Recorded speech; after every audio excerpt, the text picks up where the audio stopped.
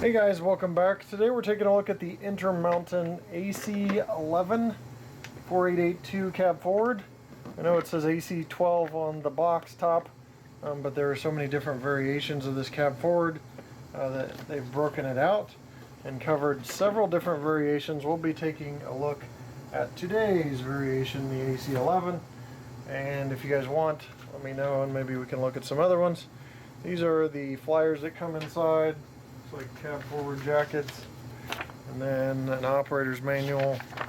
It's composed of about 3 or 4 pages of information. Warranty on the back there. If you want the details, please pause.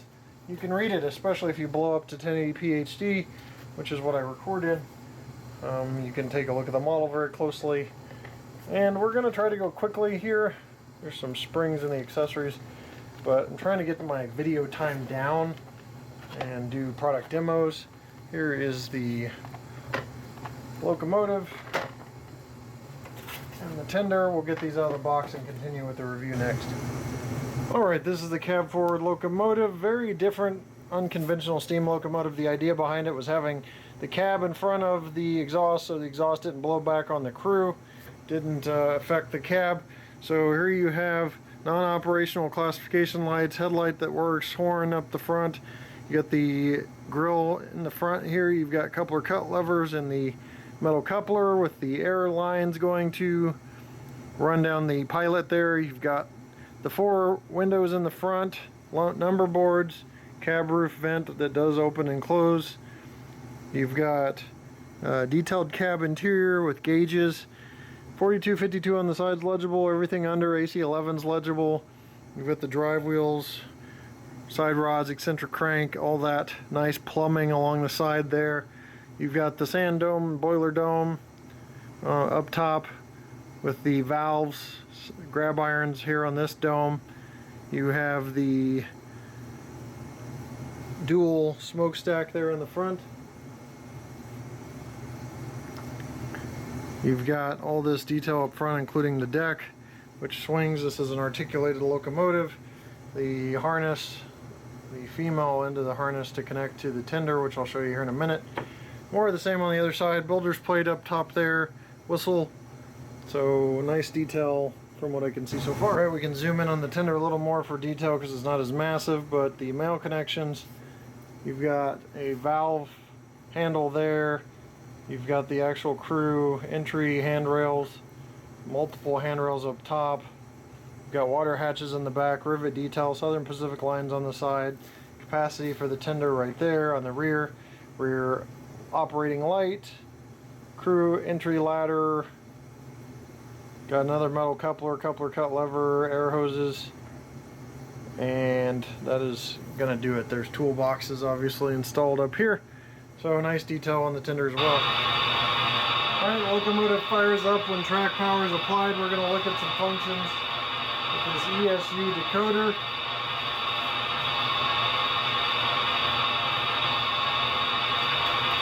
First of all, you've got the headlight, F0, bell, F1,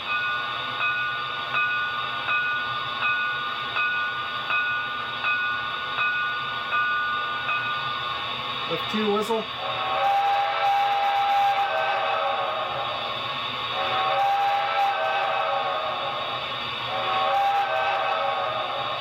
very cool, has a little bit of a quill to it. F3 steam horn.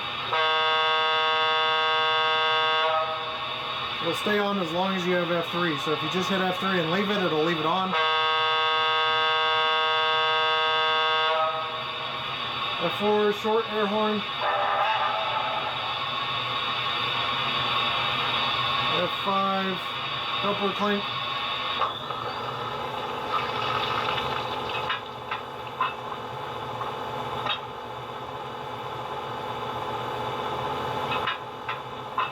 F6 injector, F7 number board lights. You can see that functioning there. Plate turns the prime mover off. F10 is the air pump.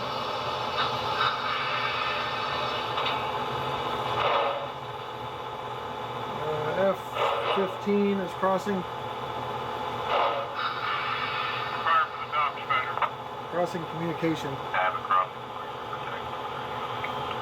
You're coming off, make try again, over. Crossing, 40%, there, over. Okay, go ahead.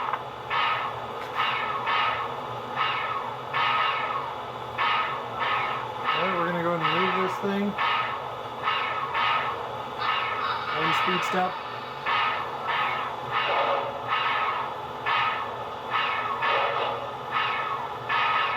Two. 3,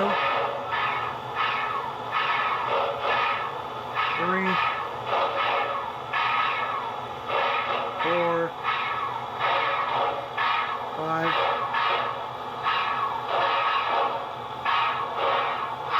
Change direction and go in reverse, one speed step. Smoothing forward.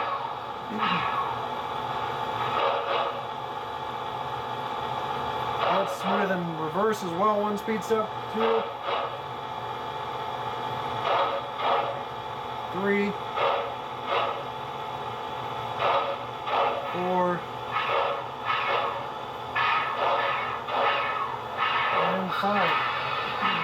That's going to cover it for demonstrating this locomotive. I'm going to leave you with a run by itself at the crossing, and we'll see you next time right here on my channel. Thanks for watching the product demo.